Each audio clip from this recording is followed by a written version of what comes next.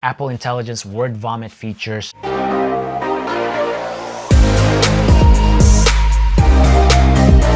Alright, I think it's recording now with an audio. For some reason, the audio was off. I'm still learning how to use this Rode Wireless Go 2, guys. So, as you guys can probably tell, it's brand new setup. If you're new to my channel, though, you probably haven't seen me work this before. But if you're one of my OG subscribers, you know, my audio back in the day used to suck. Anyways, what's going on, folks? Lloyd here, back again with another video. I know it's been a while, but I'm partially back. Partially being the keyword. I'll talk more about that later on in a couple of videos down the road here that I'll be posting, but I am partially back. However, though, if you're new to my channel, my name is Lloyd and I make tech videos, vlogs, how-to tutorials, e-bike, e-scoots, writing videos, and all that stuff. Okay, so the iPhone 16, 16 Pro models, they'll be coming out in about 3 days at the time of making this video. Today's September 17th. They're scheduled to be released on September 20th. Pre-order was last week, September 13th. And I was just curious, so I checked it out to, you know, just kind of simulate some pre-ordering here. And yeah, sure enough, people are actually pre-ordering the latest iPhone, which is no surprise. I mean, it's the latest and greatest, right? Just like with every single iPhone every single year. However, though, what surprised me is that it's not the same as last year's pre-ordering, which was pretty hectic because it's a newer design. You know, they got a USB-C upgrade and stuff. And then it wasn't the same as when iPhone 12 came out, you know, the super brand new redesign, really. You know, just kind of a throwback to iPhone 5, iPhone 4 kind of the generation. Anyways, kind of a little bird walk right there. As you can probably already tell in this video, I will not be upgrading to the latest iPhone 16 Pro model. I'll be keeping the iPhone 15 Pro Max that I got last year. Unboxing video and review up there, and also down in the description if you want to check it out. The whole reason why is that it'll still get Apple Intelligence. It may not be as super fast as the iPhone 16, 16 Pro models, but it's still pretty fast and it's still supported.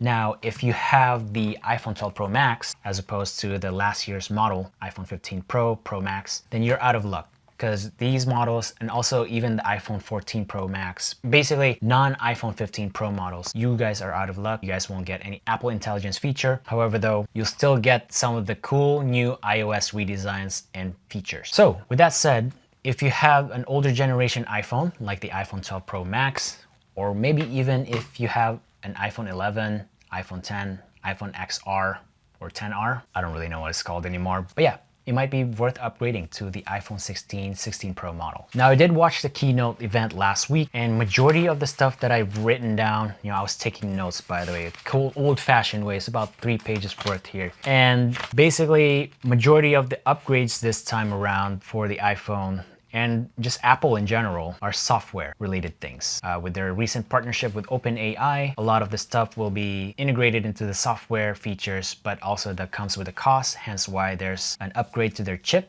which is the A18 chip for iPhone 16 and A18 Pro chip for the iPhone 16 Pro and Pro Max. Because overall, AI is not just about the servers, but it takes a lot of processing power to generate requests, generate tasks, all that stuff. So I could go into greater details about that, but I don't want to bore you guys to death. However, though, I guess some of the new features that the iPhone 16 and 16 Pro Max will come with, the most obvious one is bigger size. So they're now going to be upgrading it from 6.1 for the, you know, smaller version to 6.3, and then for the Pro Max, you know, plus versions, they will now be upgraded from 6.7 to about 6.9. Actually, it is 6.9. So yeah, not much of a drastic upgrade in my opinion as far as real estate goes, but still, that's a lot of real estate playground right there for you to consume media, play video games, all that stuff. And I guess another, I wouldn't say big upgrade, but more of just another feature hardware-wise is an additional button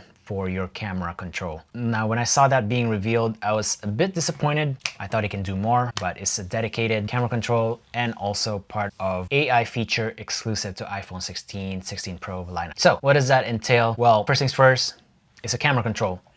So think of like your digital camera or DSLR. You know, it's that shutter button, but it can also act as a zoom and a bunch of other stuff that you can do with your camera if you don't want to touch the screen and all that stuff. But the other part that separates that as just a camera control is the visual intelligence. So it's an Apple Intelligence feature unique to the iPhone 16, 16 Pro lineup, mainly because Apple wants it that way, even though they can just simply implement that here because Google Lens somewhat works for the iPhone as well, if you have the Google One storage and all that stuff. But anyways, point being is that with the visual intelligence that the iPhone 16 lineup will come with is that it will be able to generate web search results by simply you pointing your camera at an object, say a water bottle like this one, and using that camera control, all that stuff, and then it'll just scan it real quick, do a web search result, could be suggesting the product, name, maybe the price, all that stuff. And it's not just for product, it could be also for, say, an animal or maybe a landmark, a restaurant, you know, all that stuff. So it's a feature that's already available for Android users, specifically Google Pixel, and a bunch of other stuff that is non-Apple. But I've noticed that Apple is behind, and so they are basically playing catch up and trying to get that. Now, as far as build goes, the iPhone 16 Pro lineup will still be coming with a titanium because why not, right? They just changed the design last year. They went from steel, you know, for quite some time, stainless steel, I guess, to the titanium design. And also they're fixing a lot of the overheating issues that came with the iPhone 15 lineup, adding more, you know, thermal stuff basically. Also to just kind of help it with the AI things that Apple is adding to their latest device. Now, as far as camera upgrade goes, I guess one thing that's most exciting is that the ultra wide lens now will be coming in a 48 megapixel as opposed to the 12 megapixel. So I guess that's gonna result in a sharper and better quality ultra wide image quality and video quality. Maybe that'll fix the grainy looking film and stuff like that, or grainy effects of the photos and videos that we take. Another thing too is the 4K 120 FPS. Now they could have totally added that to the iPhone 15 and 15 Pro Max lineup, but I guess Apple doesn't want to. It's unique to the iPhone 15 Pro, Pro Max models, and it'll now be able to shoot in 4K at 120 FPS, frames per second. It'll just allow for a better cinematic slow motion, all that jazz, which is probably almost useless for a lot of people out there, like myself.